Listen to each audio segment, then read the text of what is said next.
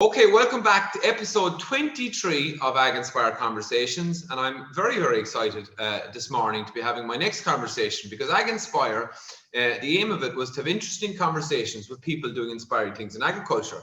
And the idea came from a meeting with my next guest. Good morning to you, Mella Briscoe. How are you? Morning, Tommy. I'm good, thank you. Very good.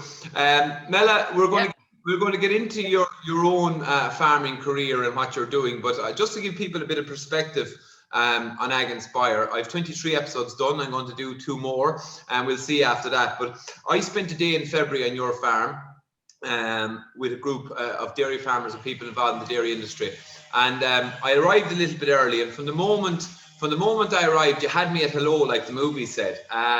You were so passionate about your farm, your business. You were so interested in learning from what we were doing in the day, and we were talking about all sorts of aspects of farming. And you were the focus without intentionally being the focus of the wisdom of the day. And I remember coming out of your farm that evening, and I rang 2 friends of mine on the way home, and I said, "My God, there's so many inspiring people in agriculture." So not to big up your head too much to begin with, but I said I must talk to Mella as part of this series, so that's what we're doing. So no pressure on you now, by the way.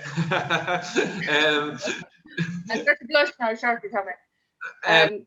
Okay, so for me, it's very simple. If you choose a career that you enjoy, you'll never have to work a day in your life, and that has been my mantra. I have come across so many people in life who go to work to put in the 8 hours and get their pay at the end of the month, and such a waste of a life. And I think as well, young people going through school, there's so much focus on third level and CAO points that they're missing the whole bigger picture. I remember one morning last year with my mother-in-law, waiting for outside the doctors, and I just noticed the traffic going by. There's so many different businesses, there's so many different career routes out there that people just gloss over, And I think I'm so lucky and blessed to love what I do, okay? It's not that it's all singing and dancing every day. It's not. We have our issues and our problems like everybody else. But every day get up is a different day, different challenges, and, we just love it.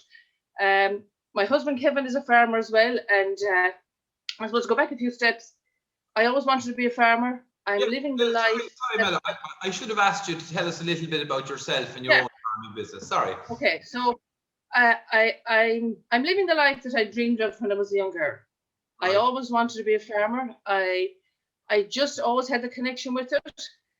And I'm the second youngest of 5, 2 brothers and 2 sisters, and my sisters were far more interested than the lads ever were. So wanted to go to ag college. Myself and my sister wanted to go to ag college, and my father wouldn't let us go. So at that time, either you went to ag college or you went to UCD to do your ag science, So I couldn't go to ag college. So I saw agriculture in UCD. I didn't see the science part of it. So off I went to do that, and I have to say, I struggled practically every step of the way. I found it very difficult. I took up physics and chemistry in 3rd level, which I hadn't done in 2nd level, and it pushed me to the very limit. The only reason I didn't give it up was because I didn't want to fail. I felt that if I stood back from it, that I might, it'd hang over me forever. So I stuck at it. In the meantime, I suppose my father, God be good to him, he was getting older, and after my first year in college, my summer exams, I had worked so hard for them that I had said if I failed, I wasn't repeating because I had no more to give. So I remember the night I came back from a Bruce Springsteen concert in Dublin, my mother ran out to me to say I got the exams, delighted. So about a month later, my dad said to me one day, he said, if you stay at home with me, I give you 10 euros and a decent wedding. And much and all as I wanted to farm, that's not the sort of farming that I wanted. So I continued on with my degree, and I did find it very difficult. As the lecturer said, if you want to study agriculture, go to an agricultural college. If you want to study agricultural science, in the right place, But anyway, then tragically, my father got very sick in 2nd year, and he died. He was diagnosed with cancer and he died within 5 weeks. And it was a very traumatic time for the family, I have to say. But I stayed going. My siblings, my brother was living at home, my mother at the time, and my other sister, they kept the farm going, in fairness. Yeah. So so all I wanted to do was to get back from home farming. But anyway, so then my youngest sister, she had wanted to come to ag college as well. So she had said at the time she was still interested in farming at home. So I thought, gosh, we had a very different personalities, and I felt that if the two of us are going to farm, I would need something else. So I did a hitch dip, and I said I would go teaching as well. Okay. Oh my God, what an eye opener. I have such respect for teachers, Yeah. because all I could compare to was going in front of a firing squad every 45 minutes, Teaching somebody who wants to learn is lovely. Teaching a bunch of hormonal 16-year-old boys about, agricultural economics, forget about it. But it was a great experience. But it really made me realize how lucky I was to love what I did. So I worked at Chagaston for a while as well, and that was brilliant. I did soil sampling around County Galway. Made me realise how bloody lucky I was. The farm I had at home was just super. When I saw some of the places I ended up on, a snipe wouldn't survive on them, never mind rare family. Then I did a while with Chagas doing the original Area 8 when the maps came out first. Was it 1993 or 4? And that was brilliant. I met so many people, learned so much, and that was an excellent experience. But inevitably, I just wanted to stay home and farm. So my mother, I was the second youngest of 5, and I was the chosen one. My brothers and sisters, weren't interested. They had their other career paths. My sister, who was going to farm with me, joined the Guards, and she got married, and she had stepped back. So I had it all to myself, and it was great. I was so lucky, and I was enjoyed it. But so we had cattle and sheep. We bought in weanlings, and we had store cattle, and we had ewes and stuff. And I loved the sheep. I absolutely loved them. I got a great kick out of them. And we're ticking along grand, but really, depending on subsidies, to be quite honest, no matter how hard you work, it was very hard to make. It was fine for me as a single person, but I often thought, God, if you were to rear a family after this, Anyway, in the meantime, a guy that used to work with us on the farm, and he had his own farm, and he used to help us out in different times. Kevin was his name. So Kevin worked with us for 8 years, and on and off. He was a very hard-working, very committed sort of a guy, and we were great friends. And then after about 8 years, we realised that we should be married, and we started going out together. I suppose we started going out together the 16th of January 1998. We got engaged the 8th of February, and we got married that November. Wow. And it was the best thing, definitely, that ever happened to me. So we were always great friends, and we understood each other. You had a lot of the groundwork maybe done through the friendship and working with each other before that. Look at, when I think of all the money I wasted going to Ringo's and all the different nightclubs, where really I met my match throwing tires off the side of the pit or dagging sheep, and we really got to know each other. But at the same time, it was like a light bulb moment when it did happen, But anyway, so Seth and Kevin got married in 98. He was milking cows, he had sheep, he had cattle. I had weanlings and sheep and everything. But I could see that his farm would be a much more challenging farm than mine, and a smaller unit, but he was making the margin from his milk. And so in the meantime then, so we had 3 kids quite quickly, and everything. And in fairness to the subsidies, I suppose they allowed me to stay at home with my kids a lot of the time and be with them when they were small, which I'm eternally grateful for. It was a great opportunity, and I, challenging, but I was lucky to be able to do that. And it was a great experience.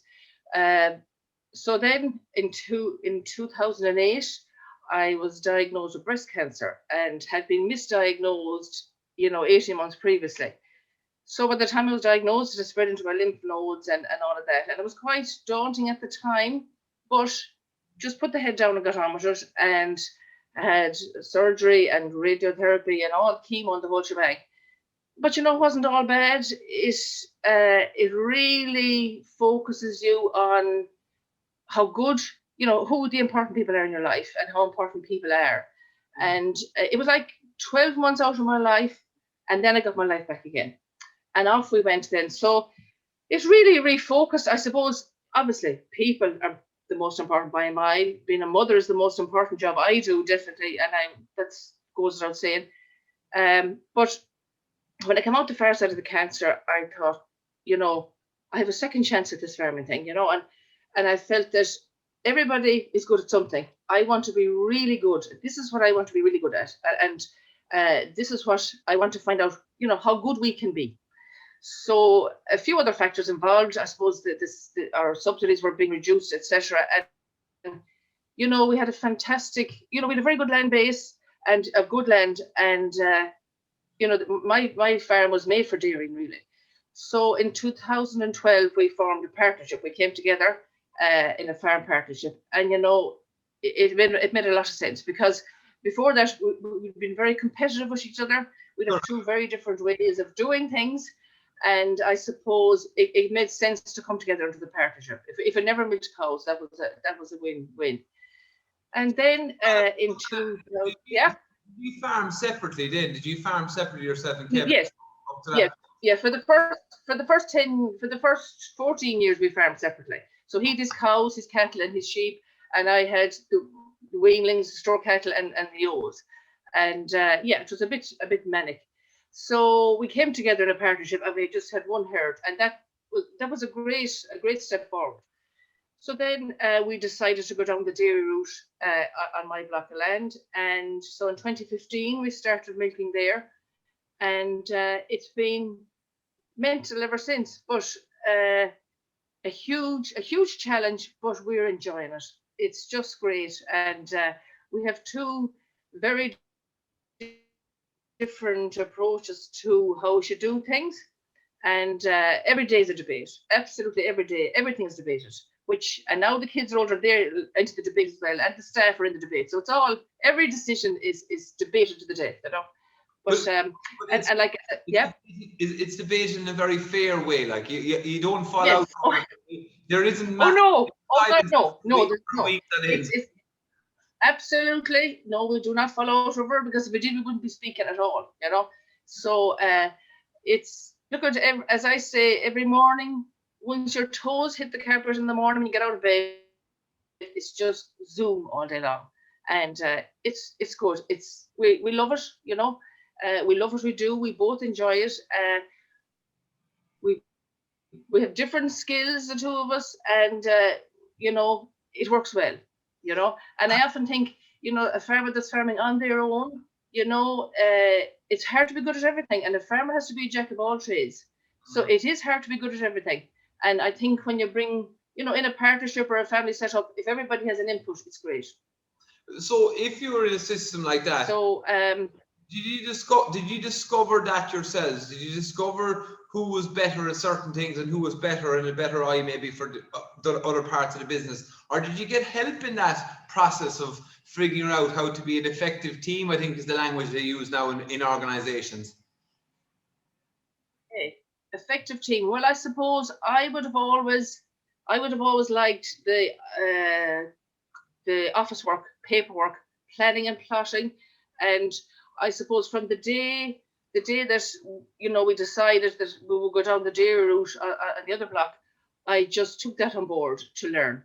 And I remember 2012. Now, even though I had done my degree in agriculture in UCD, I avoided the dairy lectures like the plague. I had no interest at the time, and I didn't take it on board. So in 2012, I remember starting reading the dairy notes in the journal and just making myself do it every week. And from there, I just got the bug, and I loved learning about it.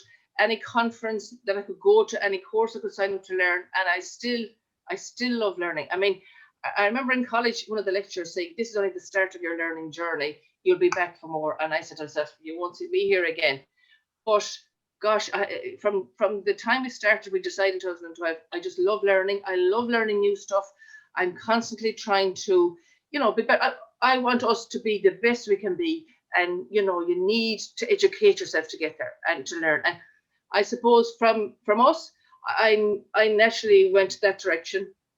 Kevin would have his own, he'd been milking cows all his life in his own way. I was starting from the blocks, so I wanted to take on all the current technology that was there at the time. And so he'd be sort of the engineer of the Joe. We're pushing down we're finishing off our cubicle accommodation at the minute, and that's all his baby. I can tell you if it's wrong when it's done, but don't ask me to do levels or anything like that. That's all his stuff. Kevin is in charge of sales and marketing. You'd be mortified with him at times when he's selling calves or anything. I just step away. He always seems to get what he wants. He's excellent at that.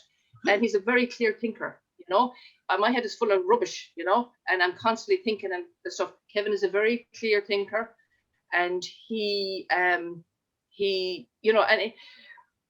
a very positive person. I would have said, when we got married, Kevin presumes the worst in people until proven otherwise. I would have always presumed the best until proven otherwise.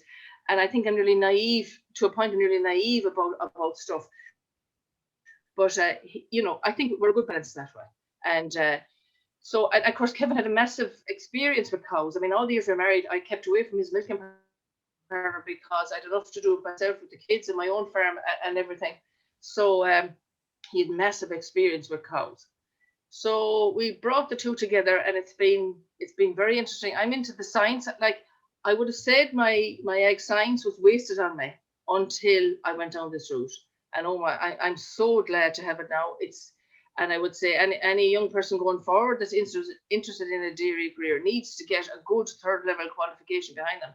So that science qualification now, is definitely paying off. I wouldn't be the best at IT, but I've forced myself to, get all these apps on my phone, and it takes me ages to get used to these new ones. I was just used to the AgriNet one for the grass measuring. I could show you the point in the field with the light bulb went on. I said, oh God, that's great. And then it changed over to pasture-based. But I suppose with me, it's just pure determination. I'm not going to let it get the better of me. So I would be the administration. I'm milking in the mornings with the lads. I'm still hands-on. I do all the night calving and, general stuff, but I also do all the administration. If Kevin literally signs 3 checks in the year, that's it. And that's all he wants. He has a Nokia 3310 phone and refuses to change to anything else. He's a lucky man. He's off the internet and all the world of social media. Sometimes I'm very jealous of people like that. Well, our vet was out there last week, and they were just the two of them patting themselves in the back. But he has 4 young kids, and I said, "How have you not got WhatsApp? How are you going to manage all their training and sports and something?" And you could see the grin on his face. Of course, his wife has all those apps. But anyway, we won't go into that today. But yes, so we were a good balance that way, And just an interesting thing you said there. You said lots of interesting things. I just want to pick up on one of them, because you said it to me when I asked you to come on. You said, I'd be dreading that, you said, and I wouldn't want to do it, but I'm going to make myself do it because it's about growing and getting better. And if you don't make yourself a bit uncomfortable, you'll never change anything. And you said that there about technology, and I've just picked it up right throughout. Where have you picked up that attitude from? Is that something you learned growing up? Is it something that's just naturally in you? Because it's a great attitude to have. I don't know. I when I was after being sick, I felt it was a second chance to, the farming I was doing, I loved it, but I always felt I was kind of playing house at it, and because of all the grants and all the subsidies, I didn't have to push myself at it. And I felt that had it, God forbid, had I died that time, that, I could have been a lot better than what I was doing. So I just determined, everybody's good at something. This is what I want to be really good at, on the business point of view. And I just want to be as good. I want to find out what my personal best is, and it's just determination. And I suppose maybe go back to college, and I found it very difficult, but I didn't want to fail. I felt that if I stood back from it, that I would never, maybe forgive myself, or that maybe I wouldn't progress after that, So I just, and and it's great. I mean, it's great when you do something that you think you're not able to do and you succeed at it. That is fantastic. And I think a big thing of that is, your man, Michael Ryan, in the World Health Organization, and he had an excellent clip there at the first lockdown about, fear of failure is what holds people back. You have to be prepared to make mistakes, and you have to, take that on the chin, and you have to, not be afraid of what other people think. Like, I will always ask questions because I don't know the answer, I'm not afraid to ask a question. I don't mind if it sounds ridiculous. If I say something that's ridiculous, it's fine. Take it to the chin. Don't say it the next time. But I'll always ask questions. I remember in college, we'd be out the lines of state on a Monday, and the lads used to go cracked because I'd be asking questions until the last minute, and they just wanted to get on the bus and go back into town. But I know what I know, and I know what I don't know, which is a lot easier. And I'm not afraid. I think a lot of people are afraid. A lot of people would rather sit on the fence and criticize everybody else and make little of other people than just get out there and do something different and try and make a change, and just, be honest with yourself and be true to yourself, and just ask the question. Don't be afraid of what other people think. I know I read at mass and stuff, and I always say to myself that any congregation or wherever to be, have 3/4 of them say, what the hell is that one doing up there again? She's in everything there in the crib at Christmas. Other people say, thank God she's doing it, I'm not doing it. Other people will say, she's nothing better for doing. If you were to go down the route of what other people think of you, you'd never get anything done. So just, understand yourself, believe in what you want to do, and just go out there, make your mistakes. I've made loads of mistakes, still making them. But from your mistakes, you learn. And so if you make a mistake, like I know this last year. Sorry, Mel, it's a lesson. I'm nodding my head here because that point before you go on again is so important, and we all suffer from that of maybe putting too much attention on what other people think, and maybe looking, saying the wrong question, feeling like you don't want to look stupid or do the wrong thing, but it's very important when you step past that. Sorry, Mel. Absolutely. And do you remember that meeting that we met at last or early on in the year in January? And one of the phrases that was used about sharing the shit, because there's so much on social media about everything being perfect. And farmers going on Twitter and this and that and everything is perfect. But that's not the way. None of us are perfect. We all have lots of stuff that goes wrong every day. And obviously, we want to focus on, we want to, look at what's going right, and that's great. But, I think sometimes the media, it preys on people who have less confidence, and they think, God, everybody else is perfect, and I'm in the top and halfpenny place, and what I think doesn't matter, it's not important, so they just go along with the mob then. So, and I suppose another thing, I suppose, when my dad died, God be good to, myself and my sister used to go to the marts, and it was terrifying, but we just made ourselves go, and that was it. And we went 3 weeks without buying anything, out of pure terror, because we were 18 and 19 at a mart buying cattle, full of trickery and roguery and the whole lot of it. And we were terrified. But I knew that if we didn't do it, we'd never do it. And on the third day at the mart, I remember putting a hand up to buy something. And my sister said, oh, Jesus, everyone's looking at you, take your hand on quick. My heart was jumping out of my chest, terrified. And we bought them anyway. I brought them home. I'll never forget them, a black and a white. And Jesus, they were desperate. And their eyes were looking two opposite directions. And myself and Nessa, we were looking at them, and I said, actually, they came from a bad place. And Nessa said, yeah, and they're coming to a worse one, But, get out there and as the ad says, you have to begin, You have to begin. And, so that's, I just determined, and I just want to find out what our personal best is. Uh, And that's it. That's what's driving me on. It's a wonderful attitude, and as I said, I got to spend that day with you and just listen. And Yeah. and I went up to facilitate your discussion. I think I learned more that day than I did in a lot of days. But Yeah. also when you said that, and I got this from you when I met you, is that you were not going to fail. You were determined. You know, failing was part of it, but maybe in your college you were going to pass. You were going to. That puts you. You know, that also put a lot of pressure on someone. And we kind of have to be careful of both, of putting too much pressure, but also maybe pushing ourselves occasionally. Would that be a fair thing to say? Oh gosh, I mean, and looking back on those years, I suppose I didn't enjoy my college life. Now, obviously, there was a lot of turmoil at home, with dad being sick and dying and everything. But I took it very seriously. Like if I was staying at college for the weekend, I was in the reading room like at 9 o'clock on a Saturday morning to study for the weekend. Do you know what I mean?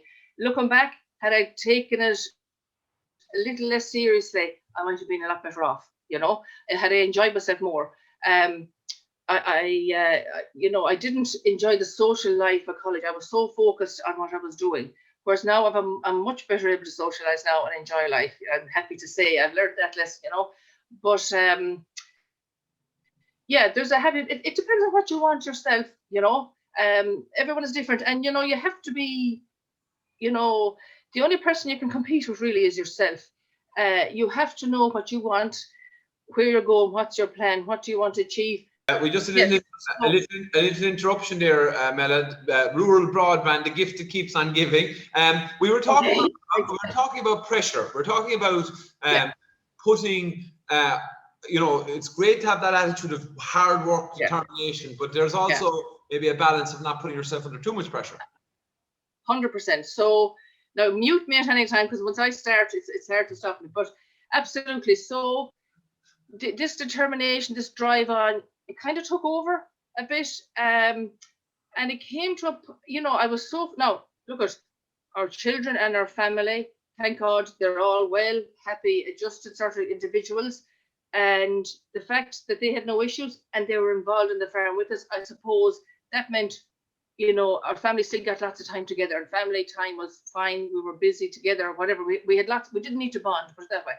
And maybe because of that, I possibly put maybe 90% of my waking hours, the two of us do, into the job. And it came to a point, I suppose, this time last year, you know, that I go to bed at night, and I'd be in my head, I couldn't switch off. You know, I'd be thinking, what's the plan tomorrow now? Where are we doing this? What are we doing that? A part of it, I think, was doing office work late at night, because the office is upstairs. So you might go from the office straight to bed and then wonder why you couldn't go to sleep. So anyway, to make a long story short, I got in touch with a life coach, a girl that I knew growing up, and she grew up in a dairy farm herself. And she's married to a beef and sheep farmer. Mona Ames is her name, and she has the sounding board. And I went to chat her, and she made such a difference.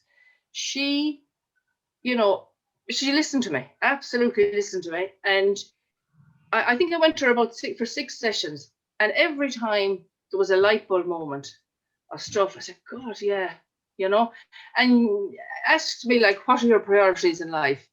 And I said, people, always. I'm a people person. I love people. And how much of your time do you spend with people and on yourself? And when I looked at it then, you know, there was a total imbalance. And I have fantastic friends, great family. And, you know, sometimes my friends would ring in the day, and I'd say, oh God, I'll ring them later and I won't chat. And then one day, one of my friends rang, and I said, I'll ring her back later. And she actually was in bother about something, and I wasn't there for her, you know. And I suppose the journey we're on with the dairy and expanding and constantly, you know, developing and progressing, it kind of became addictive, I have to say. And Mona helped me step back from all of that and see the wood from the trees, you know. And it was a fantastic help. Thank God I haven't had a sleepless night, you know, in ages. Last night I was thinking in my head, gosh, what am I going to say to this fella today? But anyway, apart from that, she you know, helped me to compartmentalize my life. She helped me to, you know, like as well, for example, last year, you know, she got me to put out, I love pen and paper. I think it's the most important equipment on any farm. But she got me to put down, you know, what's important in my life. And my Kevin's mother, God be good to her, and my aunt, who's 98 in a nursing home. Now, if you want to talk to somebody, talk to her. She's unreal. But I put the two of them down on the bit of paper and I said, oh my God, they need me more than I'm giving them, you know? So that was a big, you know, a big realization, and luckily on time, because Kevin's mother died in August, God be good to her, and because of Mona helped me step back and look at it, I realized I needed to spend more time with her. My aunt, like they needed me. They need me. My aunt, who is unreal, she's in a nursing home, and I ring her 6 days out of 7. I ring her and chat her. She's in isolation now. She needs me. She was always so good to me. You could do a full day's webinar on her. She's a nun. She used to come and help me when the sheep were lambing. She helped me when the kids were small. She helped me when I was sick, you know. So Mona just helped me, you know, sort out the chaos a bit and realize, you know, what's important. So, and it's so, you know, farmers tend to be, now we're lucky there's a gang of us here, there's lots of people every day, but like a lot of farmers are alone in their work. A lot of cases, their children aren't interested in the farming. So it can be a very lonely job. And as I was saying earlier, there's a lot of media stuff out there that some guys might find hard to cope with, and they think they're not good enough. So people need to, you know, maybe talk more about what's going on in their head. And look at men, and rural men are not good at that, let's face it. You know, they'd rather do anything than talk about how they feel. But I certainly found Mona at the sounding board. I found her made a difference. Even a simple thing, you know, she got me to put Spotify in my phone, you know, so when I did have a few minutes, I could listen to music that I like. I never thought of that before, you know, and I have it now in the car, and it's just brilliant. So when I'm going from one yard to the other, I can put on some nice music to sort of lift the mood a bit or recharge me, you know, simple things like that, you know. So I'm eternally grateful to her. It was a great move. But yes, and I suppose the dairy thing especially is so competitive, and it's, no, competitive maybe isn't the right word. It's so progressive and moving on that maybe, you know, I was kind of addicted. I'm still addicted, but maybe I have it back in a balanced way. Very few people do that, though. And I see a lot of similarities in the way maybe I operate myself, and maybe that's why I find what you're doing is so interesting, in the sense that I can become obsessive to the point that you know, it doesn't feel like work, but you're never ever switching off. And I have been that soldier as well, and I have taken the same steps, and the ability to step back to see what you're doing and refocusing. It's an extraordinary thing to do, but it's a hard thing to do. It's almost like sometimes I feel when I have these conversations with people that, you know, not talking feels like people are letting out their weaknesses, that they're showing a side of them maybe that they feel that it's a vulnerability, which is a difficult thing to do, but it's probably, I used the word already, a very empowering thing to do. It's a healthy thing to do. But you talk about obsessive, like the two younger ones won't mix with me. They say I'm too nitpicky and have everything right, you know. So that just shows how obsessive I can be, you know. So, you know, point taken. Yeah, it is hard to talk about, you know, how you feel, but we're all human, we're all vulnerable, we all have things, you know. There's none of us, there's no such thing as perfection. All we can do is strive towards it. There's nobody or nothing that's perfect. And I suppose, you know, a willingness to admit that and admit all your mistakes. But that's the only way you learn is making mistakes. And we're all good at some things and not good at other things. And I suppose, I think, you know, it's like our youngest one, and you go into the parent-teacher meetings, and the teachers, you know, say she's this, that, and other. But Maeve's happy in her own skin. You know, she's a 17-year-old girl who's happy to be who she is. She's not trying to be anybody else. And that's such a rare thing in young people nowadays, you know, to be happy and content and with your own failings and your own, not failings in the word, your own things that you're not as good at, and just be happy to be you. And there's so much crap online about, perfection, and there isn't perfection. All I want is what our personal best is. I don't want to be perfect. I want to see how good we can be, but young people are vulnerable to all of that rubbish, and there's so much false stuff out there that doesn't matter. Stupid things that don't matter. And young people are getting, and I suppose now with the lockdown, they're even more vulnerable to all of that stuff, and they think it's important. People need to get a handle on what is important, You mentioned there, and we discussed it when we met as well a little bit, there's a lot of negative perceptions around farming, and it's come up in a lot of my conversations, maybe around the challenges that agriculture face, and we're not without our challenges, like every industry. But for me, part of what this is about as well is maybe reaching out and talking to people who are doing inspiring things, who have attitudes like you, showcasing to younger people the opportunities within agriculture, the excitement that's there. But there are challenges there. What's your feeling at the moment? And you say you read a lot and you're addicted to learning, so you'll be reading about these challenges. What are your challenges about some of the perceptions of agriculture, some of the real challenges, as I would put it, and then some of the false perceptions maybe that people put out there? Okay.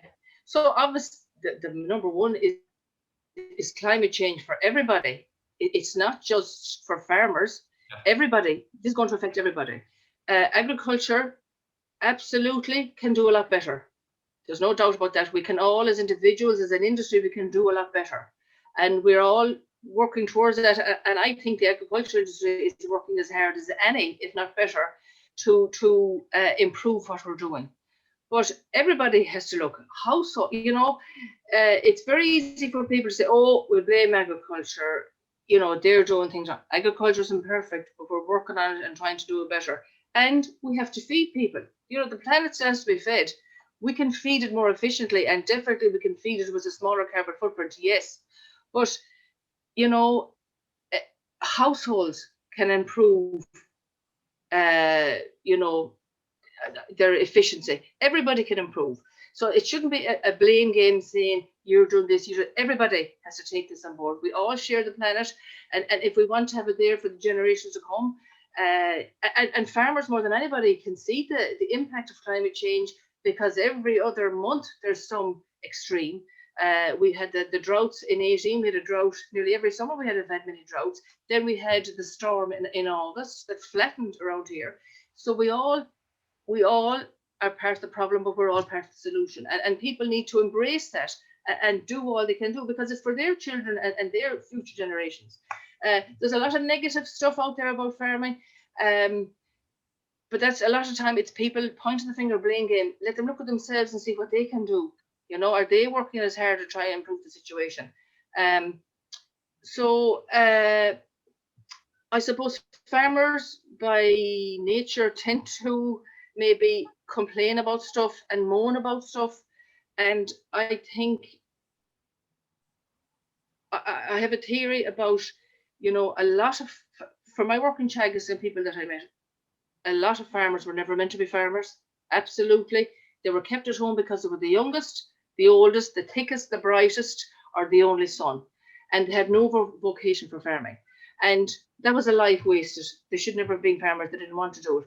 But the downstream of that is they're actively discouraging their own children from farming, and they're moaning and groaning about. A lot of cases, they would have never worked anywhere else. They would have never been away from home. They'd have never lived independently from mammy. They would have never been an employee anywhere else. And, that sort of a background is discouraging the next generation. It's now look at, like, you have to want to do it. I would always say, myself and Kevin, we love what we do. We absolutely get a great kick out of it. And we'd love our children to be as happy in their job, whatever it is.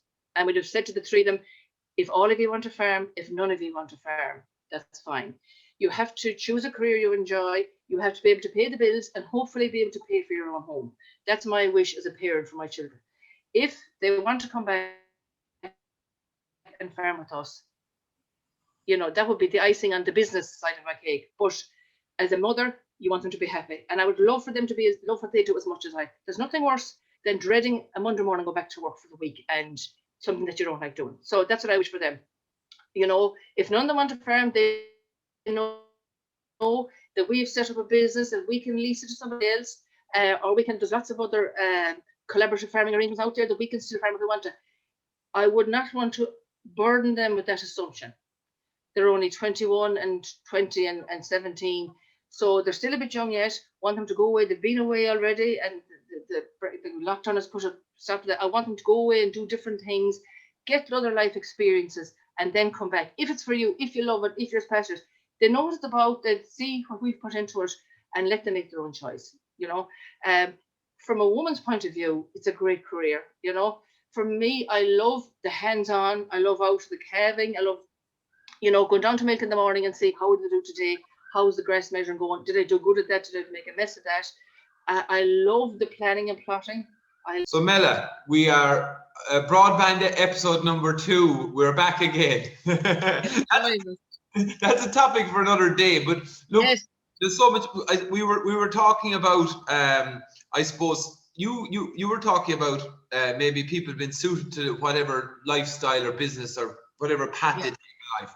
And it's an interesting subject that doesn't often get aired very much, is because of generational farming and some of the challenges there, about maybe people's suitability to farming. And you know, you can't, every generation can't love farming as much as the next. It just doesn't happen. Should we be looking at more opportunities to bring people from outside of farming into agriculture to help with that? Absolutely. We had 2 with us here that were coming to visit our farm since they were 4. Oh. And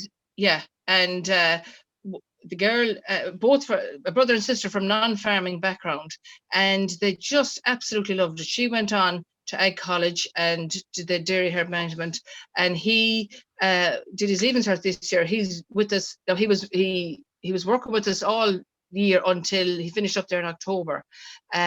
You know, it's, and they've a different perspective. Absolutely.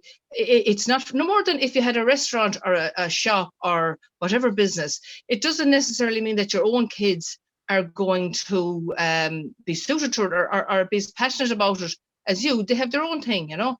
So absolutely. Getting back to where there's too much negativity from farmers who were never meant to be farmers in the first place, and you know, it's a life lost, but they are putting a lot of bad press out there, always complaining and moaning, and you know, it's given, okay, for their generation, yes, you know, it was maybe a life sentence for them, but they're actively discouraging their own kids. That's the sad thing about it, and then wonder why they've nobody to hand the farm over to, you know. So people need to, I suppose, on the other hand, I've been given out about social media, maybe being too happy clappy, but I suppose it can, there's a lot of people on social media who just, you know, they give how their farming day is like, you know, and it's not all hardship and physical. I suppose years ago it was about strength.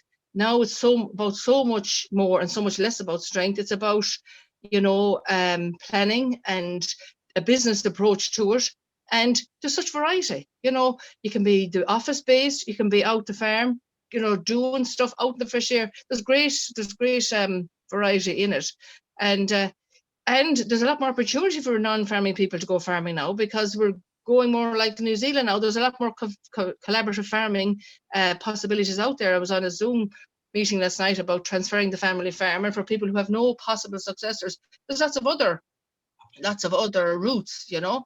They can go share farming partnership. Now, obviously, it takes an open mind to consider these things, but for older people who have no successor and they want to have an input into farming, you know, and a lot of us, you know, would like to say, you know, what we do. As I say, I'd like to drive my Wellingtons on, and Kevin says, yeah, but the crows will have your eyes picked before we find you, you know. So, you know, a lot of farmers, they don't want to just switch off the tap and stop farming, you know. That'd be like cutting off a limb. So there's a lot of other options out there. On the one hand, for for people with no successors, but on the other hand, for people outside who want to come into farming, and absolutely, absolutely, because, to succeed at this, you have to be passionate about it. You have to love what you do. You have to enjoy it. Like, you have to get the kick out of it. And, that's not everybody, no more than any business, running a restaurant or any other, you have to enjoy what you do. Back to where we started an hour ago, and I haven't shut up since. No, you make such valid points. I think we're only kind of scratching the surface. There's so many questions I wanted to ask you about farming.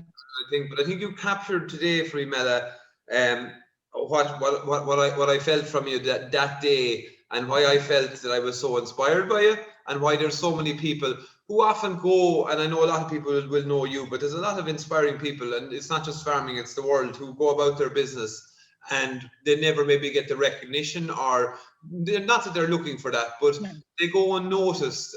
There's some phenomenal people in the world in general, but in farming, I've just been inspired by so many different people.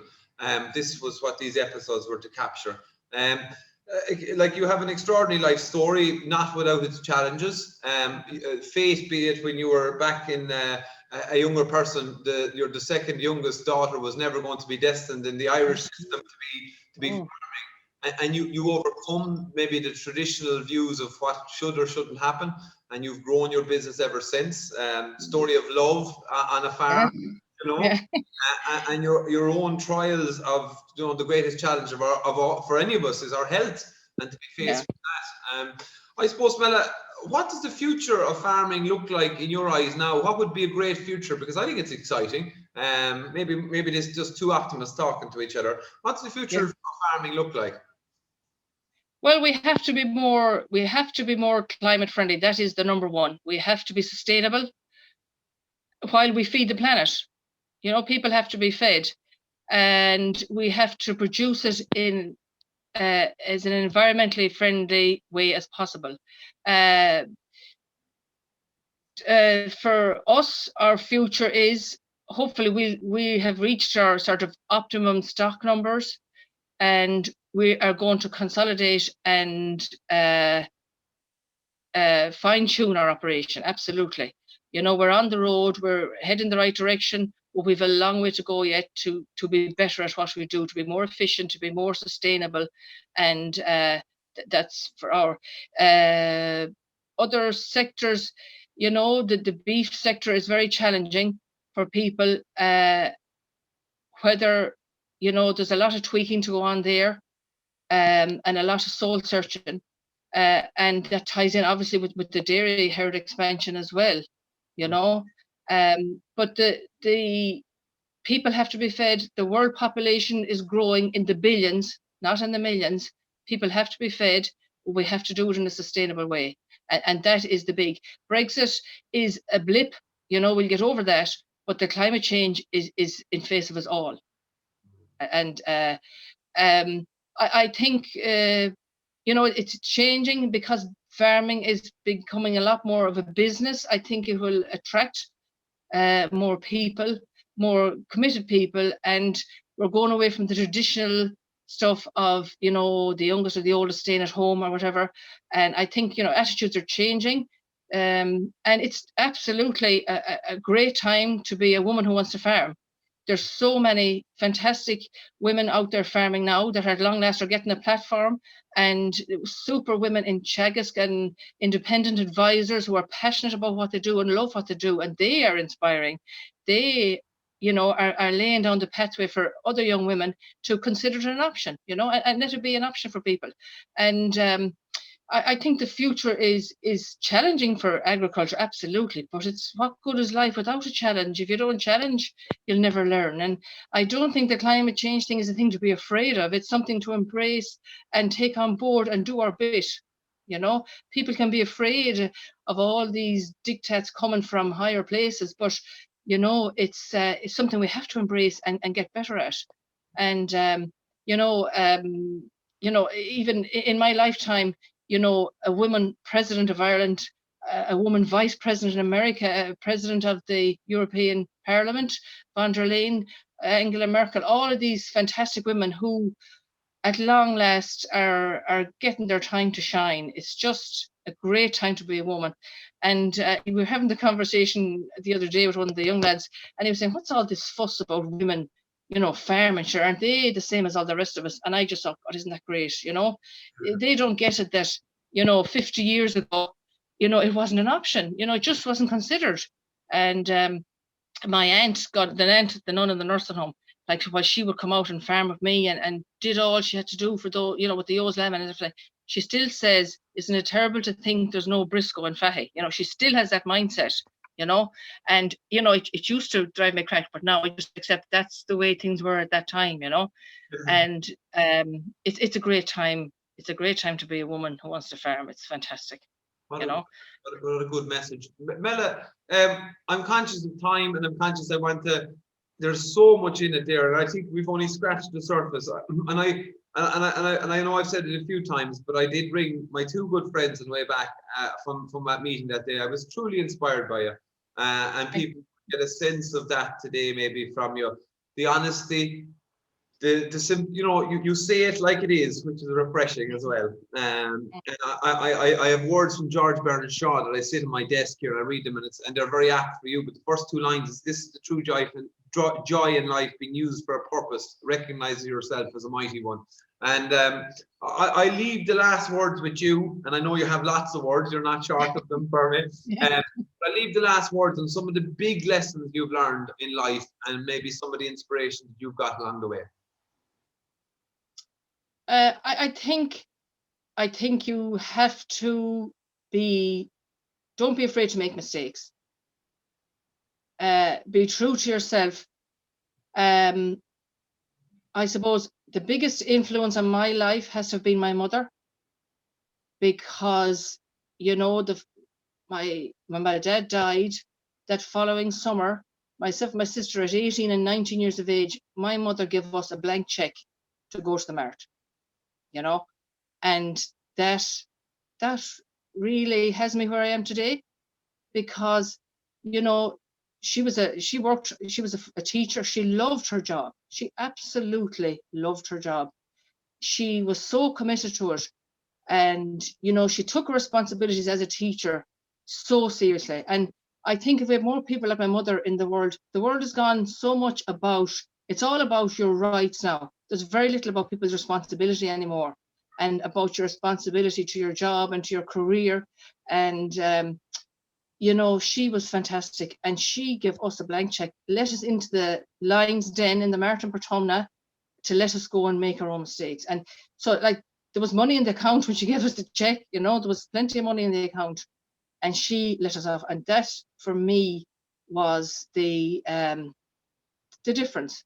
And at 24, she signed over the farm to me. She had an open discussion with my other siblings, and she signed the farm over to me at, I think, 24, and I think for Kevin too, he got his farm at a very young age, and I think that's a massive difference, to be in charge, make your mistakes, and don't be afraid to make mistakes. As Mike Ryan said, it's fear of failure is what holds us back. If you do your best and it doesn't go well, fair enough. You pick yourself up and you go on and try again. And fear of failure, what other people will think, I think, is what holds people back. So that's where I'm at. And look at, we're not happy clappy all day, every day. But, and things go wrong and we make fuck ups, absolutely. But, we enjoy what we do, and too many people go to a job to get paid, and the world is full, unfortunately, of unhappy, disgruntled people who don't care about what they do or what they spend, 40 hours a week at or 80 hours a week at. And that, for me, you've only one life to live, so do what you love, and to thine own self be true. Okay, you can mute me now, Tommy. No, Mella, that was absolutely fantastic. What a fantastic ambassador you are for farming and women in agriculture as well. And I think many people will know you in agriculture, but I think you've lots of wisdom to give to the wider agricultural community. So hopefully if people see this, it might engage you more. Such wisdom. Thank you very much. Thank you, Tommy. Thank you very much. An absolute pleasure. Okay, bye.